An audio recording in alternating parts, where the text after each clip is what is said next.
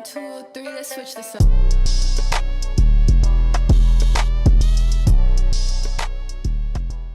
Hi guys, welcome back to my channel. I hope that you're all doing well. It has been a hot minute since I've been on this channel. I've been so busy. I think the last time I actually uploaded a video was like a year ago, or maybe like at the start of the year. I just generally haven't had any interest in this channel. I know that sounds horrible, but I decided this morning that I wanted to make a video just to amuse myself and just... I've heard some good things about people saying that they've been watching my videos again and it's made them laugh, or you know, it's put a smile on their face. So I just thought, oh, maybe I should just give it one more shot and upload another video. So as you've seen in the title, I'm going to be answering the questions that you're too afraid to ask your sister. I'd say this video is probably aimed at girls, but you guys can still watch this, you know, if you want to take some advice off a girl's perspective. Some of these I've never actually experienced, but I thought that I would just maybe give my opinion, so I hope that you enjoy the video. The favourite perfume to get the best compliments. So I don't really wear a lot of perfume, surprisingly. I kind of just wear deodorant and a bit of spray and then I'm off. I have a busy schedule, haven't got time to be spraying all this stuff. If I was to wear perfume though, I normally just wear this little body shop like mist spray. But I have heard very good things about the Dior perfumes and the Gucci perfumes, and also the Ariana Grande perfume. That is definitely something that a lot of my friends have said, oh, you know, it's like the best perfume to get. It smells so nice. And I've smelled it and it smells amazing. So put that on your Christmas list. So how to see if a guy likes you over message or like text message. Few things that you could do to start with. You could maybe text them something which you can't really reply to, so an unreplyable text, and see if they actually make an effort to reply to it. That just shows you if they're interested. Don't make conversation if he isn't even putting effort in. Don't even try to make conversation. If he's giving you zero effort, then there's literally no point in if you like trying with this guy. That's it, just cut him off. Just don't continue. Because if he's not showing any interest, you're basically speaking to a brick wall, so you might as well just spend your time doing something else. So I feel like that's my opinion. Just maybe cutting them off if you don't think that they're giving you the best attention and stuff. And if they actually do reply to you, if you give them some sort of like blunt message, then it just shows that they actually are interested. When do you think it's time to end things or to call it quits? I personally think that if you're not feeling it, or if you're not happy, or you're not satisfied, and I think that's just proves that maybe you should probably end it. If they're not giving you the minimum effort, or if they're not even giving you the sort of, like, you have your honeymoon period if you're in a relationship, or if you're like talking to someone, you have that sort of like, oh, lovey-dovey sort of start, and then you kind of transition into this sort of like relaxed, kind of minimalistic sort of part of the relationship. And sometimes it does get a bit boring, and sometimes you do need a bit of excitement. And if you're not feeling it and it's really, you're both not sort of vibing anymore, I don't know how to kind of put it in perspective, I feel like the main thing is that you just need to be happy, and if you're both not sort of feeling happy, then that's probably a time to probably like end things. I think as well, do it for yourself. There's a lot of self-love that needs to be involved in this sort of aspect. If you are not happy and your mental health is more important, and you feel really sad or upset all the time, and that significant other isn't helping at all, then I think the best thing is to focus on yourself and be slightly selfish and do things that you might think, oh, but what if he doesn't like that, or what if she doesn't like that? Just go and do it, because sometimes you just got to think about yourself and not think of the other person. I think personally, life's too short not to be happy. I think everyone deserves happiness.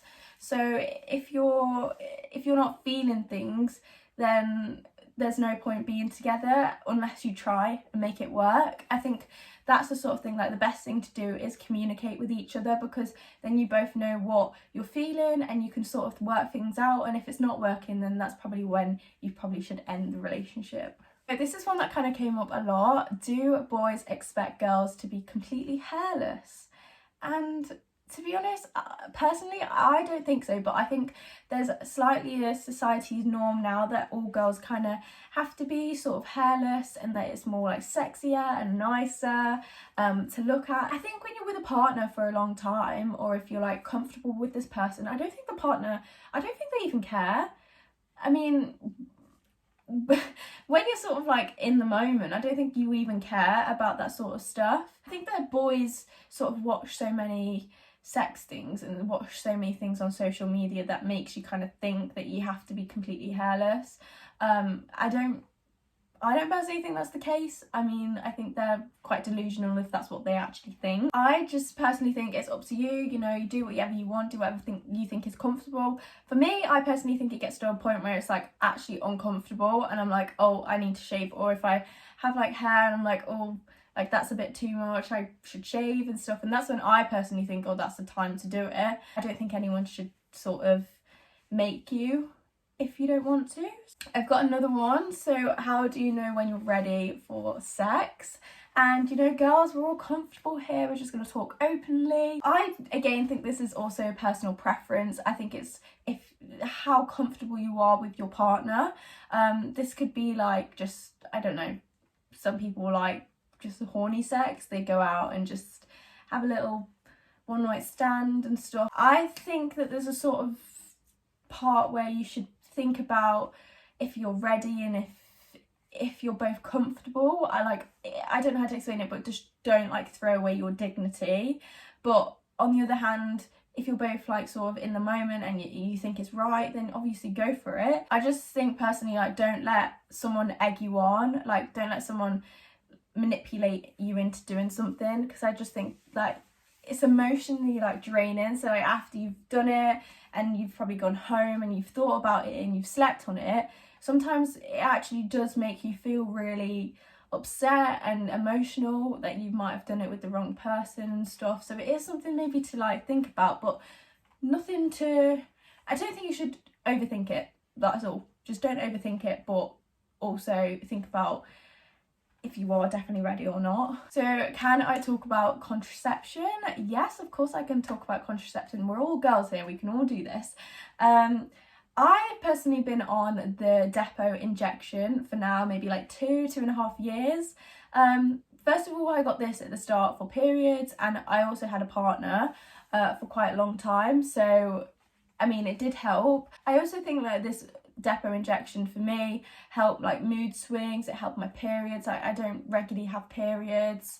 I feel like though one thing that I have experienced is a little bit of a weight gain, because I can tell that I have put on weight since having this injection. I don't think it's something that I'm significantly like afraid of in a way, because I think it's healthy weight and that's what other people should think when they're on the pill, or if they're on the coil, I think it's called. There's loads of other different options that you can take, but for me, I think that this has definitely been really helpful. I've never had any problems with it, but we're all different, so you know, you might have some other problems if you guys do decide to go on this. It can cause other people different problems. It's like if I went on the pill didn't work for me at the start, because it just was making my moods go up and down, but then that could be the same if you went on the depot injection. It just depends like who you are and what you're comfortable with. I also think that as well, I am still on the depot injection, but I do tend to bloat a lot, which is one side effect I think from having it. I tend to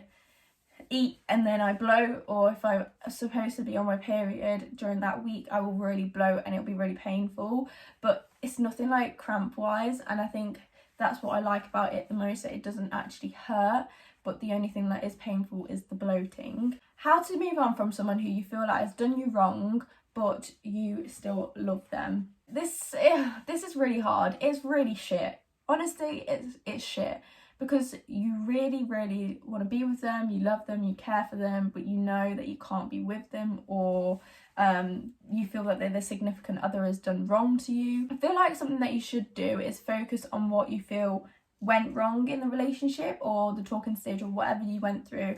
Just focus on things that you thought went wrong, and that would be a significant impact on why you guys maybe broke up. I think another good thing is maybe thinking about all the good things in the relationship that went right, because it's always nice to have positive memories of that person. So thinking about things that went right and that went happy. I also think maybe giving yourself the ick.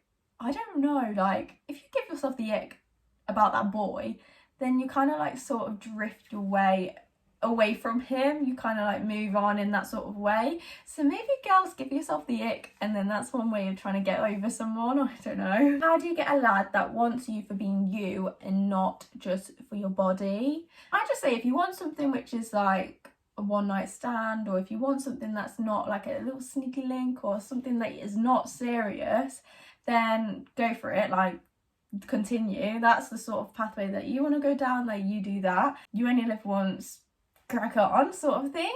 If you sort of have like an emotional connection with this significant other, I think then that's when it gets a bit more like serious. I think if they only want you for your body, then maybe cut them off. That is not the sort of person that you want to be with long term. I just think that you probably shouldn't settle for less, quite frankly. I don't think that any boy should ever think like that, especially if they love you. I think that's just a really disgusting way to look at something. How do you stop feeling heartbroken?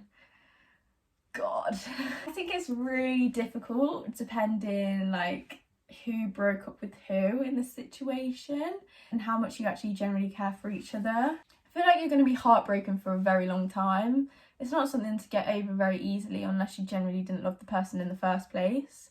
The things that I did to get over like quite a lot of emotions that I dealt with was keeping myself really busy and just like hanging out with friends, seeing my family, just really doing lots of things that would make me keep my mind off things, I suppose. Someone put, how do you get the ick from someone you love? And I kind of just think that you shouldn't get the ick if you love them. I mean, get the ick if you want to get away from them, but if you love them, I doubt that there should be any icks involved.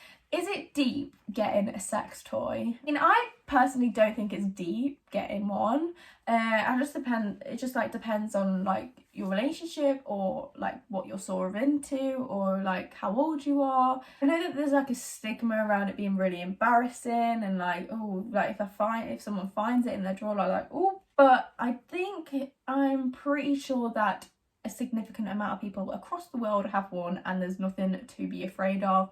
Go and have one, you know, you only live once, just do it. You're only a teenager once. Got a question about how to deal with a UTI, and quite honestly, I don't think I've ever actually had a UTI. And just to clear things up, a UTI is a water infection. It isn't anything like a sexually transmitted disease or anything like that. It generally just is a water infection and anyone can get them. If you do get one, the best thing to do is drink a lot of water, because I know it's extremely painful, is what I've heard from like people. But yeah, the best thing to do, drink water. I've heard cranberry juice is really good to like clear things out. Another thing is probably pee. Pee as soon as you've had sex. Wee. Don't cuddle, don't like do all this things with your boyfriend or whatnot. Just go, rush to the toilet, go and wee. Because if not, it's going to hurt. This is going to hurt for a week, 2 weeks, and you're going to be in a lot of pain and it's not going to be nice. You're going to be drugged up on paracetamol and ibuprofen and possibly antibiotics, so don't not go to the toilet. The one I've got is, how do I make the first move? I think a lot of people think that boys make the first move, so if you're a girl and you want to try and make the first move with the boy, the best thing to do is have confidence.